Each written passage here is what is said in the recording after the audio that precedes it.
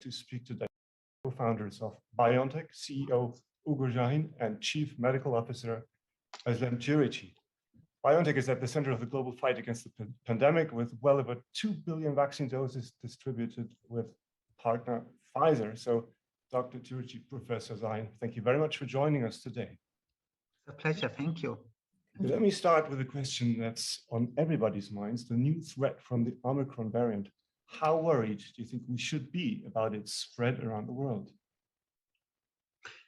So we are of course facing a new highly mutated variant, and based on what we know about the spike protein, many positions of the spike proteins on which antibodies are able to bind to neutralize this virus are mutated, but there are some which are not mutated, and we expect that this new variant will evolve as an antibody escape variant. That means this variant might be able to infect vaccinated people, and this variant will most likely also be able to infect people who had prior exposure to SARS-CoV-2, and that means that is one of the things that we which is now getting more and more clear.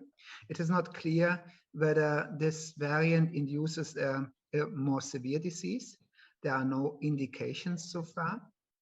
It is also not clear if vaccinated individuals have sufficient protection to prevent severe disease. Based on the mechanism of our vaccines and vaccines in general, we know and we anticipate that infected people who had been vaccinated will still be prevented against severe disease.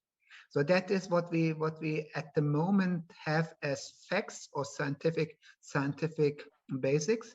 Everything else will evolve in the coming weeks. Okay, so you did tell us in an interview this week that you're confident that the vaccine will continue to keep most people out of hospital, even under Omicron. Yes. And you've spoken about the launch time for any new vaccine. Is there a risk, though, that you see in terms of scenarios that SARS-CoV-2 is becoming a moving target for the vaccine developers, so that we'll be in an endless cycle of adjusting to a genetic shift? In principle, yes. We know that viruses mutate, and this is nothing surprising. And this highly mutant virus came earlier than I had expected. I expected that sometime next year. It is already with us, and based most likely on evolution in regions with high endemic infections. But this is nothing surprising. Most important is that are two facts that are still valid for all kinds of variants, is that vaccination prevents severe disease. That's one. Yeah. And the second is indeed that if a variant evolves, which is not anymore controlled by a vaccine, and with controlled we mean prevention of any kind of disease and ideally prevention of infection. Yeah, we have the ability to adapt the vaccine relatively quickly, and with the Delta variant we have seen that there was no need for change. Yeah, new variants can come in within a few weeks and months. So that means if we develop a new vaccine, we will most likely not be able to prevent the first wave of infections, yeah, with a new vaccine, because it will take about 100 days, yeah, to develop a new and distribute a new vaccine, or start to distribute a new vaccine. So that means we will always be not in a timely fashion if a variant evolves very fast, but we are confident that individuals who have not only been vaccinated but also boosted will have sufficient protection, and maybe not only on prevention of severe disease, but maybe also on prevention of any type of disease. We have to see that in the coming weeks. Okay. And maybe a question for Dr. Türeci. Have you come to any recent conclusion? I mean, it's a day-by-day thing. We all follow the news on it. How infectious Omicron is and how sick it makes people? No, we cannot provide any facts there, because this is something which we have to learn with the passage of time. And with the passage of time, I mean really in a daily, weekly horizon, and experts are monitoring that closely. To add to what Ugur has pointed out and to your previous question, I think what we can do to impact our own fate and the fate of the virus is to ensure that we work on achieving a broad community immunity against the virus. With community, I mean really globally, because that prevents further replications, and that again prevents further mutations, which start the gambling for a potential escape variant.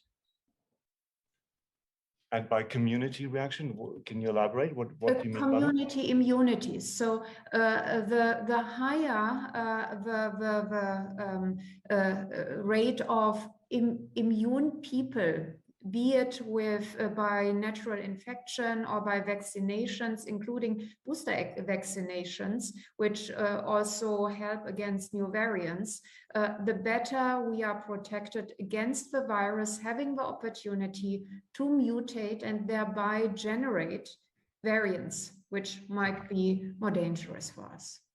I was wondering what will inform any decision on a vaccine redesign? Is it only lab tests and real-world data, or are you also in touch with scientists and authorities in South Africa, which is kind of the ground zero of Omicron? It is, at the end of the day, it's really the sum of all data. Yeah, it is about one key question is really the real-world data. If the booster vaccine or boosting of existing vaccines still prevent disease with a 85 to 90% level, then we could consider, or we would have more time to adapt a vaccine. Yeah. If we see, it's also about the severity of the disease. It's about whether the disease has a special impact on certain age groups. Yeah? It is about the level of breakthrough infections dependent on time after vaccination. So there's a lot of information which will come in, yeah? and which will provide us the basis for decision making. I believe in principle we will at a certain time point need a new vaccine against this new variant. The question is how urgent this needs to be available. Great. And I'd like to take a step back and say the pandemic has clearly underscored the need to bring vaccine production to low-income countries. And you actually gave an update in October on your vision to build a manufacturing network in Africa. Could you bring us up to date on that? Can you say by now in which country, Rwanda, Senegal, you will break ground on the initial manufacturing line to get it all started? So we have signed a few weeks ago an agreement with Rwanda and Senegal, and we are in discussions also with South Africa. These are our first three partner countries. We continue to prepare and everything what is required to build factories in this countries.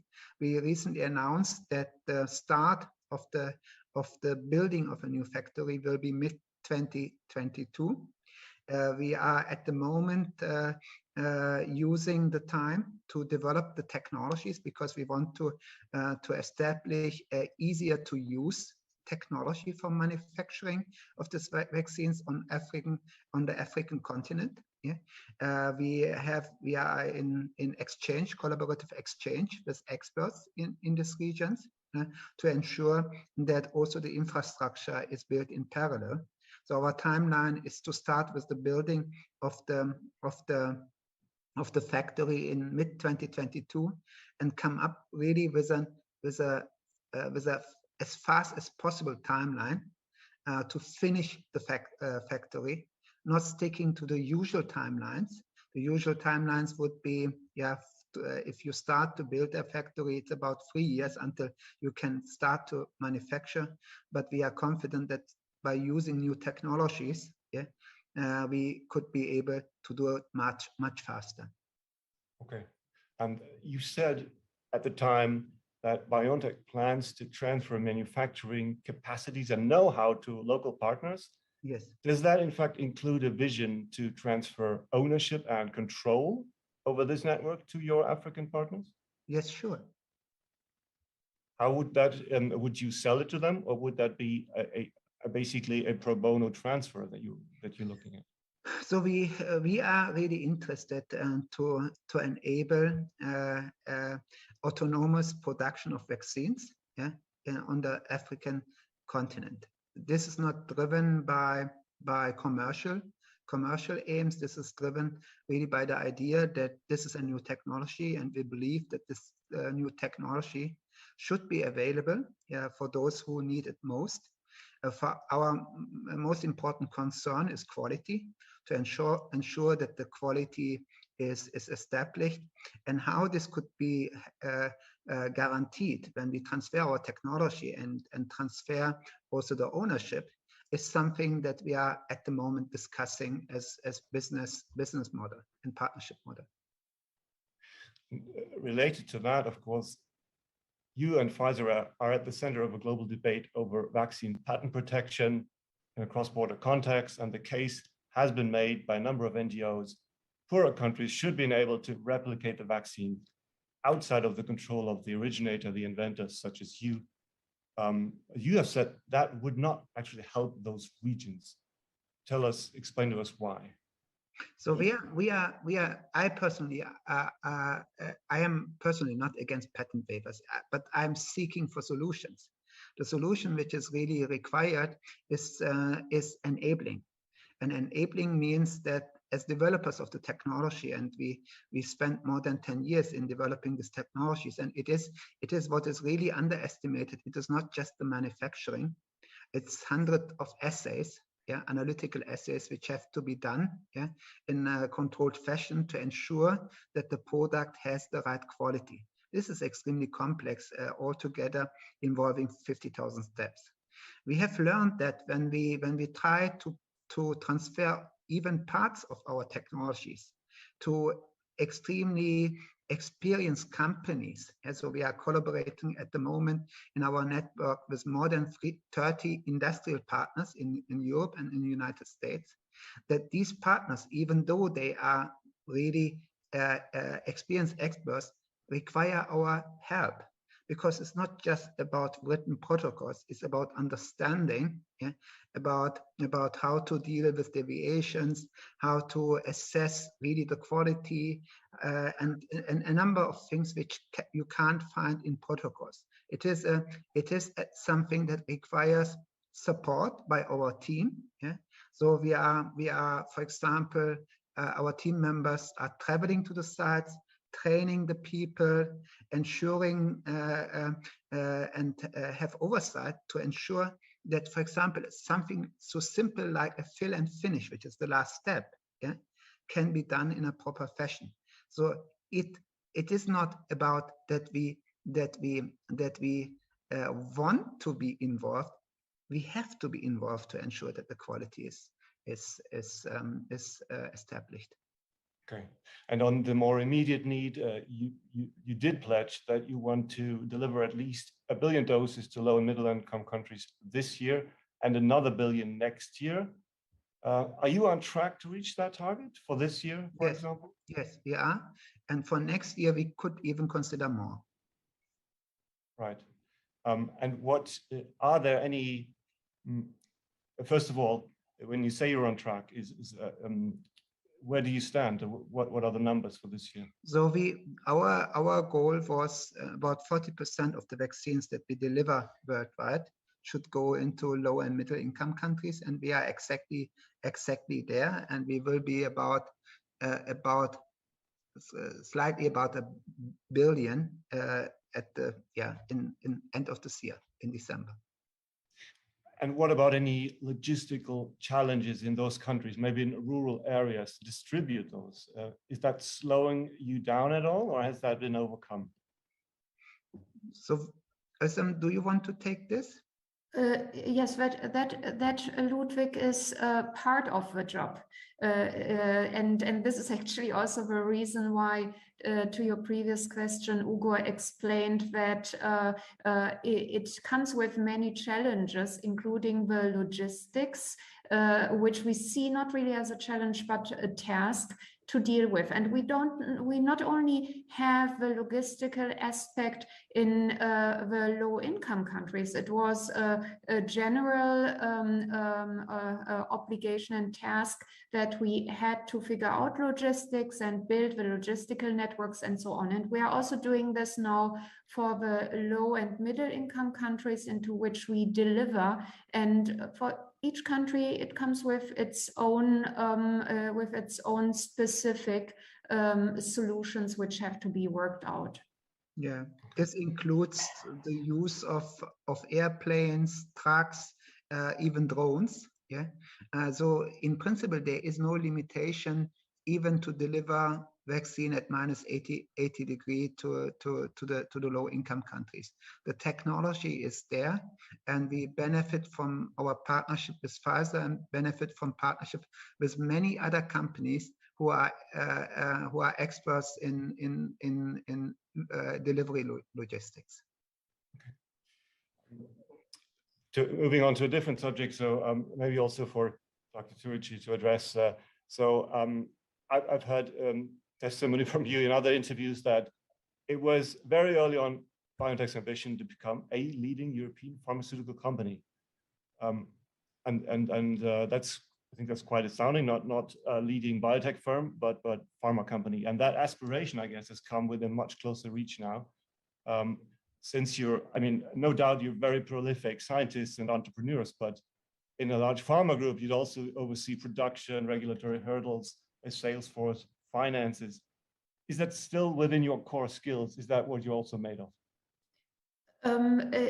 Actually, Ludwig, our vision, our main vision was to bring solution first to cancer patients, but now we have learned that also other indications need everyone who can contribute. So the core vision was really to develop new medical solutions which can address highest medical needs. So we always try to go for the high-hanging fruits, and this involves, and the only path towards that is fully integrated horizontally and vertically company. And this sort of is a collateral development. Our vision remains still on focusing on the development of innovations. And that again means that at the core of our hearts and of our expertises, we have to cherish and to involve ourselves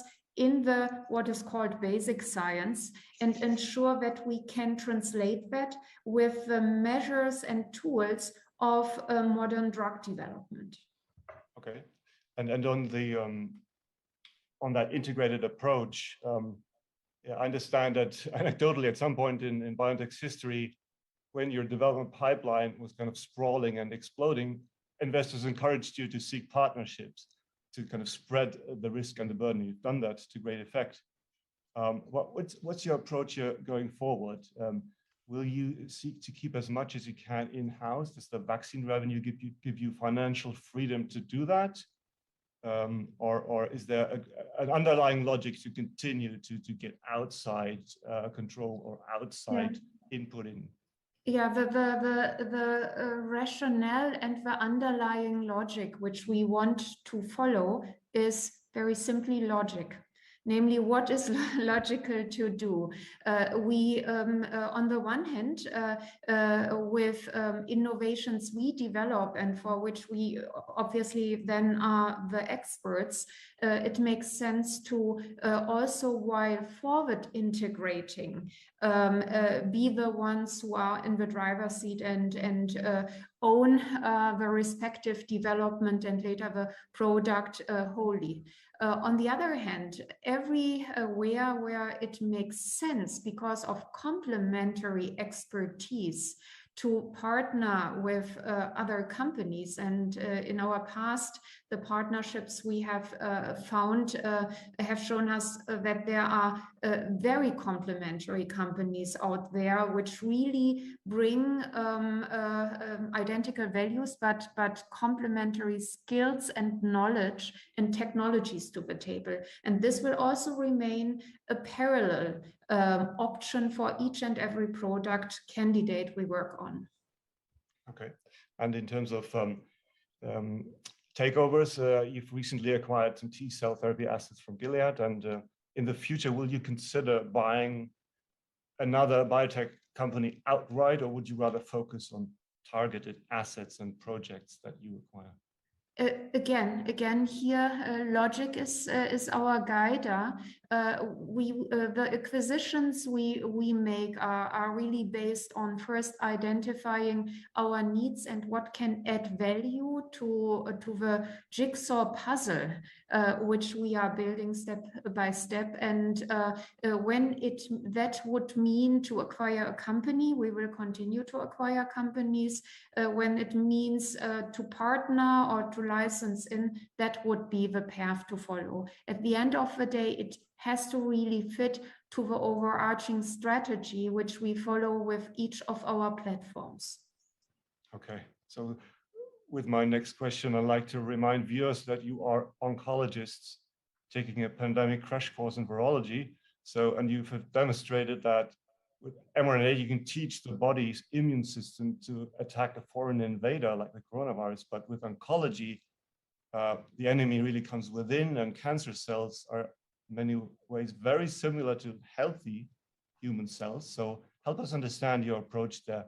How do you retrain the immune system to attack something that's inherently from within the body and attack cancer cells and not the healthy cells? Yeah, first of all, Ludwig, I'm really grateful that we also talk about cancer now, because this is really very close to our hearts. We have worked as cancer physicians, and we all know cancer is also a pandemic of even much greater scale in terms of harm and pain it causes for patients and their families. So what we do is that we use mRNA also as a cancer vaccine. And here the hurdle is much higher than with preventive vaccines, because the cancer is already there. At the time point when cancer is detected, it has already invaded the body with billions and billions of cells. And that means a vaccine, it has to be really potent, because it is a numbers game. The immune response which has to be raised has to be of much bigger magnitude and much broader. And what we do with our cancer vaccine is similar to what we then leveraged for COVID-19, that we use tumor antigens instead of a spike in that case, which means individual features of the tumor which distinguishes it from normal and healthy cells. And that alone, that was not very trivial to achieve. We spent many years on identifying what the best antigens would be. In one of the variants of our cancer vaccines, we use highly individual cancer antigens, which means that for each and every patient, we sequence their tumor, identify the set of cancer mutations in that case, which are a hallmark of cancer, design an mRNA vaccine, which is unique. So we have done this now hundreds of times for hundreds of patients, and there is no case where we have 2 times the identical vaccine. So this is really truly individualized, and the mRNA vaccine is then produced. We could benefit from the technologies of on-demand fast production for our pandemic vaccine as well.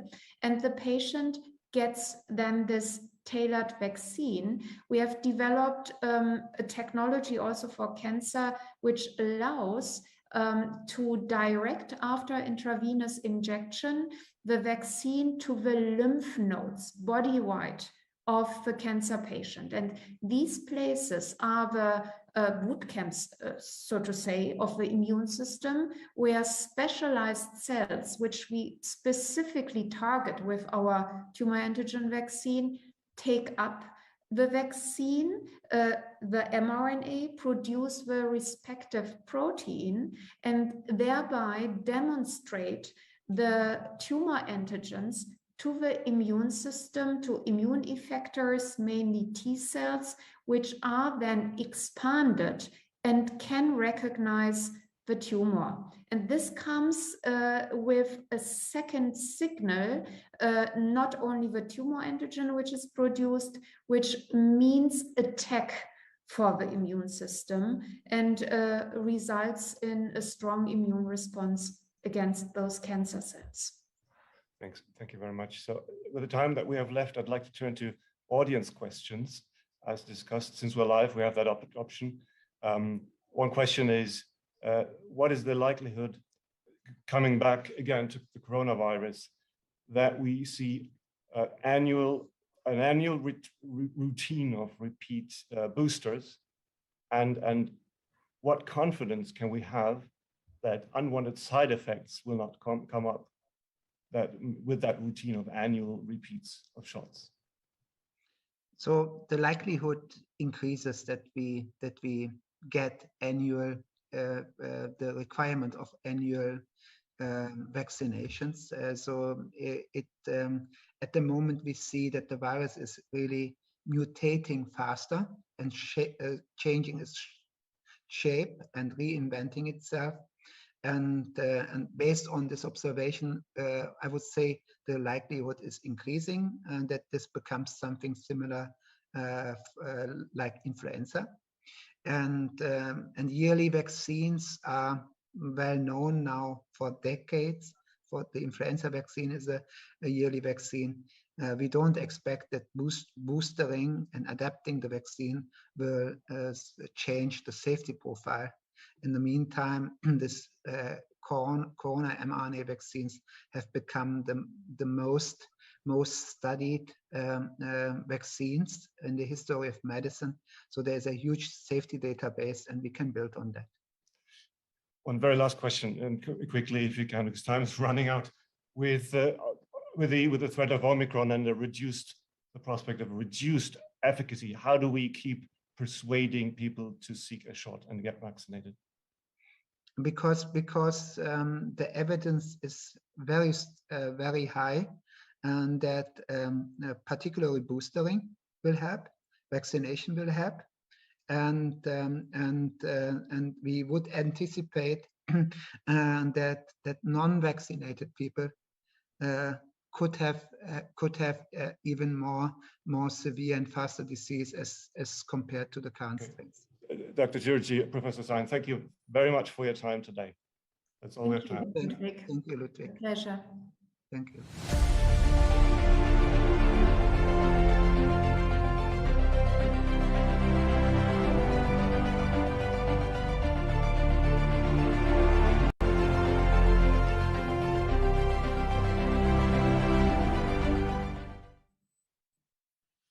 Hello, everyone. Hi, I'm here in the Reuters Next event.